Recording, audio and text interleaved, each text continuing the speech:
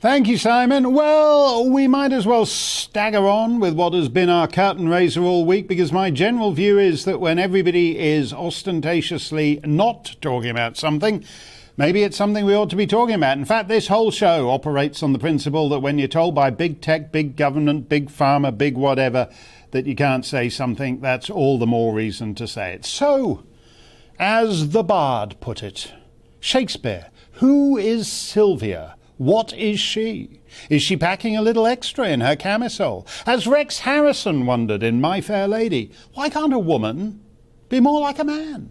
Well, increasingly she is in certain critical respects. So now at the Palace of Westminster, MPs flee in terror when asked to say what a woman is. In the US Senate confirmation hearings for the Supreme Court, the newest genius jurist to sit on that bench, as we were just hearing from Simon in the news bulletin, the newest judge on the bench declines to say what a woman is on the grounds that she's not a biologist. As the Babylon Bee in America subsequently reported, Noah accidentally fills ark with only male animals because he's not a biologist.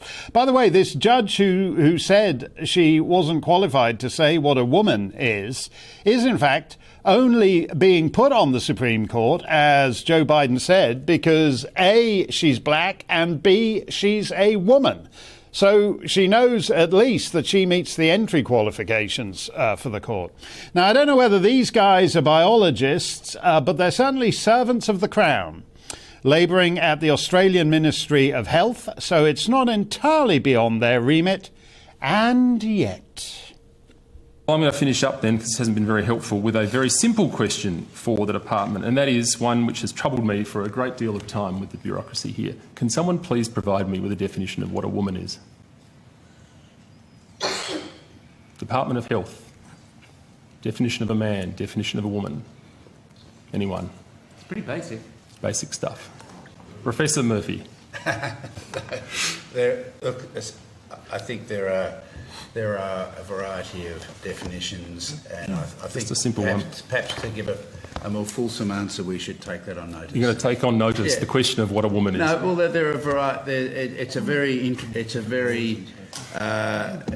contested space at the moment, Senator. It's not just a woman who's born a woman. But there are definitions in terms of how people identify themselves. So we're happy to provide our working definition on those. I've only been here 2 years. That's the best thing I've seen thus far. Thank you. We'll have to take that question on notice. I see. It's a contested space.